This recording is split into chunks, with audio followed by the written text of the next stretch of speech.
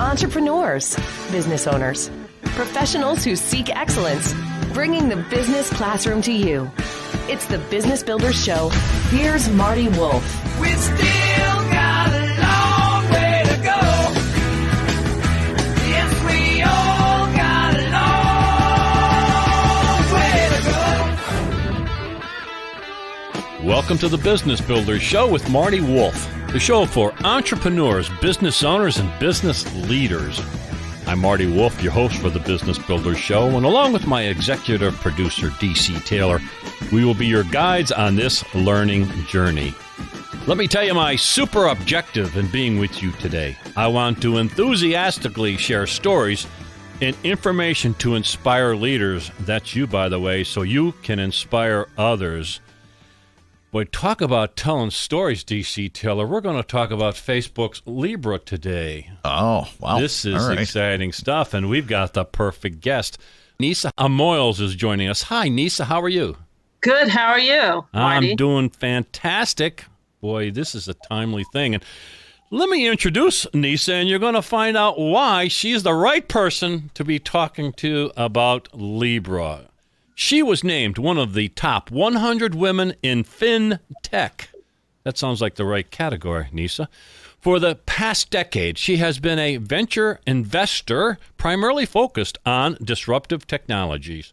She is a former securities lawyer and on the boards of several companies and institutions. She writes for Forbes and Blockchain magazine and is a regular on CNBC, MSNBC, Fox, Cheddar, and others. And Nisa, this is the second time you're on the Business Builder Show. Maybe you can become a regular contributor. What do you think?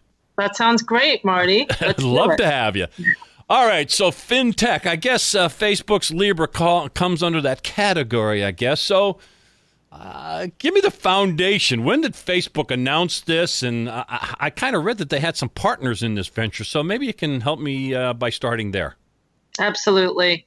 So the white paper was released on June 18th, about a month ago, and the Libra organization or coalition is about 28 companies that have signed on, in addition to Facebook just being one of the constituents. And so ever since the announcement, there's been a lot happening in the media and government. And so the hearings are happening actually as we speak. Yesterday was the Senate hearings and today is the House. So, lots of interesting arguments coming out on both sides. On both sides. And I want to talk about both sides. But let's kind of even back up a little further. So I guess they're calling this a cryptocurrency.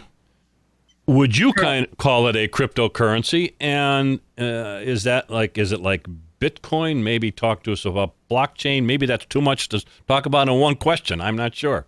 Yeah, that's the million-dollar question. They're calling it a cryptocurrency, although it does not have the characteristics of a true cryptocurrency like Bitcoin. It is right now centralized on a permission blockchain, whereas Bitcoin is decentralized and on a permissionless blockchain and does not have any central authority that's governing it. Libra is considered, a stable coin of sorts because it's backed by a basket of government bonds and currencies such as the yen, euro, dollar. And so they are trying with that to alleviate the volatility of Bitcoin, which is not backed by other real assets. Interesting. So let's go positive at the beginning here. So what's Facebook's primary reason for doing this? It's obvious, I'm sure, to a lot of us, or at least we think it's obvious, that they want to get into our lives even deeper. But let's go positive, because I've read there's probably some good reasons to do what they're trying to do. Talk to me about some positive reasons. Yeah, so what they say is the ability to improve lives by banking the unbanked and reaching people who do not have access to the current financial infrastructure. And they give the example repeatedly about, sending money home to a family member and not having to pay very high remittance costs, that it should be as easy as sending text messages.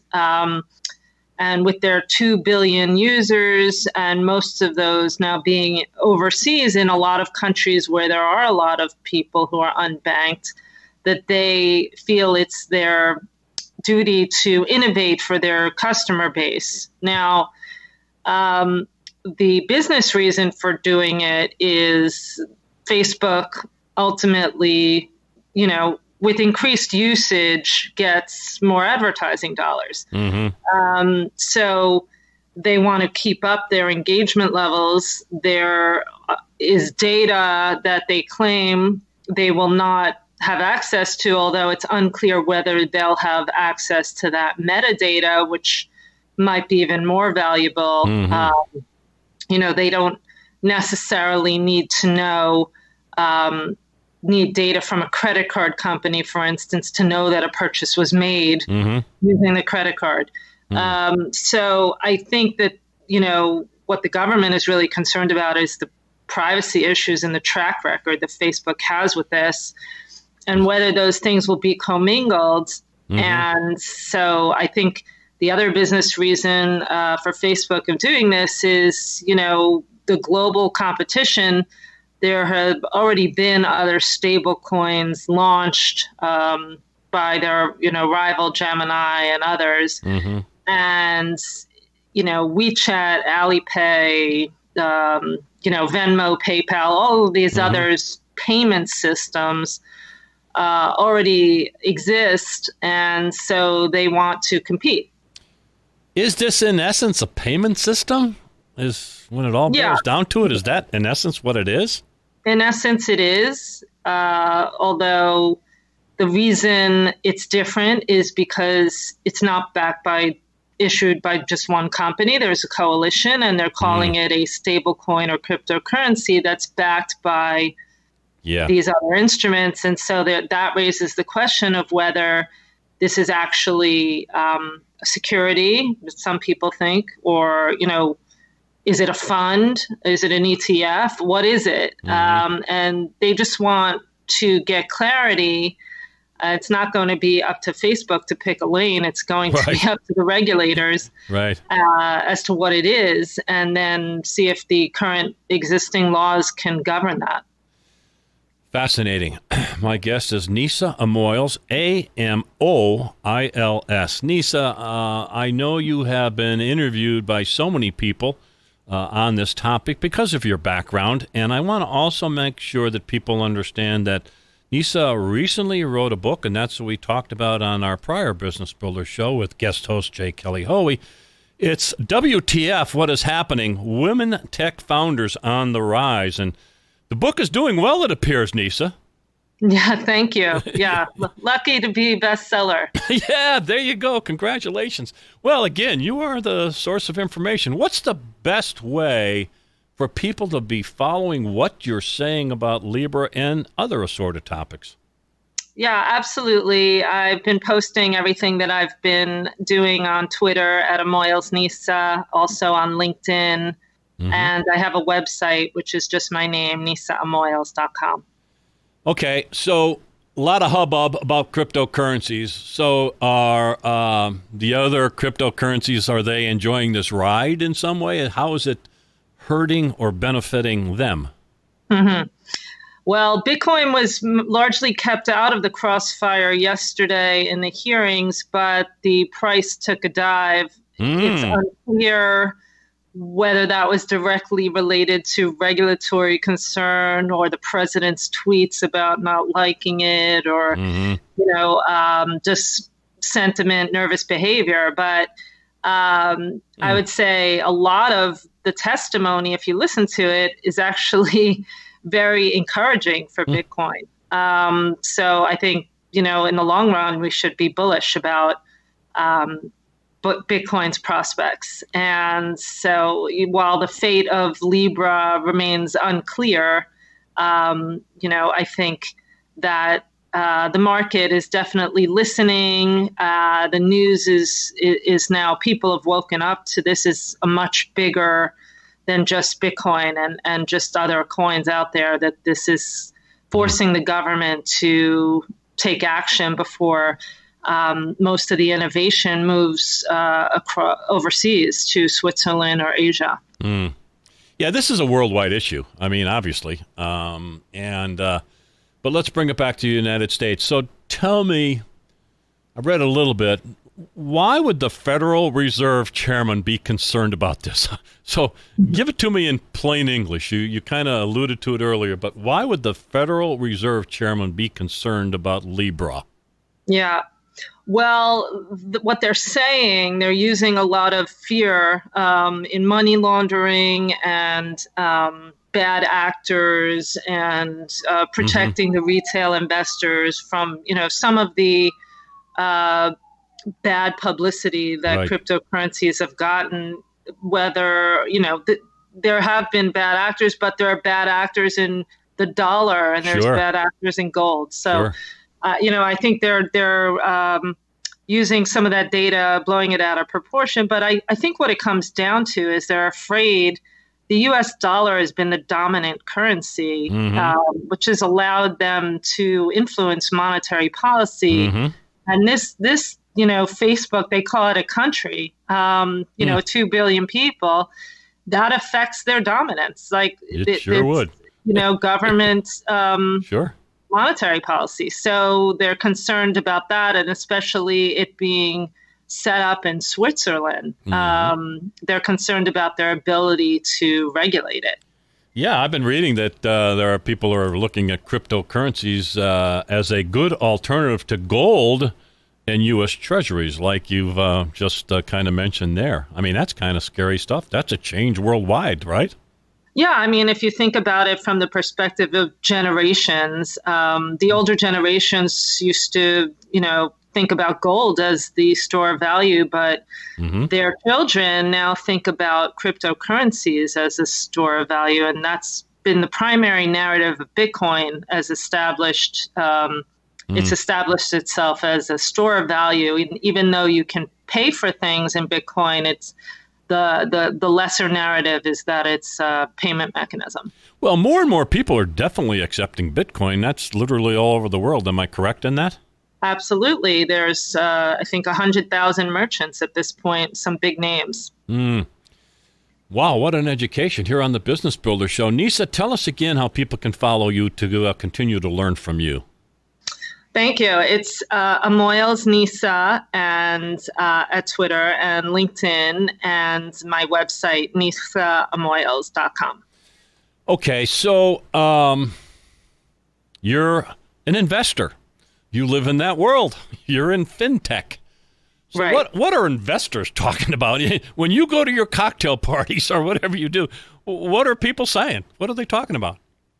Well, I think that regulatory risk is just one of the risks that you face when you're investing in early stage companies. And if you're a portfolio manager, you really need to look at risk management on the whole. I think what I'm rooting for here is clarity, because a lot of projects that may follow on, there's been the SEC coming down on specific projects kind of after the fact and not changing, as an enforcement, not changing the laws. But the question is, do we need to actually amend the existing laws to cover this new digital asset system, or can we employ the existing laws to have it fit in? And I think the more clarity we have, the better as an investor. So I think, if you're right now a startup in the payment space, you're definitely watching closely as to whether you're about to be your 100-pound gorilla is about to be approved here, and how's that going to affect your startup? But I think that there's plenty of room for investment in other areas of infrastructure like custody, settlement, trading, data. All of this is being built out right now. So payments is really just one sector. Well, I think all of this discussion, which is cryptocurrencies have been discussed for a long time, especially in your world in fintech. I guess the word paradigm came into my brain, which is an old word, but talk about disruptive conversations. My goodness, this is shaking people up big time, right? Absolutely. Well, and it took a player like Facebook with its size and resources to really get people to pay attention. Yeah, primarily for negative reasons, I suppose. Because they've had such negative press. But I've looked at the positive sides, and there's a story to be told on the positive sides for not only for Facebook and for their partners, but obviously for worldwide commerce. There's some positive potentiality there. So we have a lot of people, small, medium-sized businesses, and we also have a lot of people, professors and students at universities. So that's two separate markets, I know. But talk to me about what should small, medium-sized businesses be looking at, or how should they continue to learn about this? And how do you think this is going to affect them? Yeah, a lot of small, medium-sized businesses right now are watching really closely to see if they're going to be integrating any kind of blockchain technology into their existing business, or if they're potentially going to be issuing their own cryptocurrencies, and what is the effect of that going to be. I think there, depending on the sector, there's tons of different use cases for blockchain. From healthcare to supply chain to gaming to, it's not all about currency, right? Exactly. And so, and I think from an academic point of view, a lot of institutions are beefing up their curriculum, especially on the law side for sure, and also in business schools. So I'm involved with Wharton, and I know that they have the Penn Blockchain Club, which produces an annual conference that I always attend and speak at. And so I think that there are a lot more professors interested in teaching this subject matter, and a lot more interest from students too. Have you been on Wharton Business Radio to talk about this subject? Not this subject, but I've been on before. Well, we're going to get you on. Call Dan or somebody there. We got to get you on talking about this topic. I'll put the word out. Okay. Thank you. I have a lot of friends there, and so at Wharton, a great place. Yeah. So So what didn't I ask you that you want to drive home? Again, there's many moving parts to this, but let's wrap up by what didn't I ask you? You mentioned blockchain. That's a whole other subject, I guess. But share with me what you'd like to end up with. Well, I'd like everybody to keep an open mind and not just follow the extremist headlines that the media are throwing out there. To try and be practical about it, to know that this evolution is inevitable and will require experimentation. And so that's a good thing. We shouldn't punish innovation. It will happen. Hopefully we will keep it within the United States and we can be a leader in the space.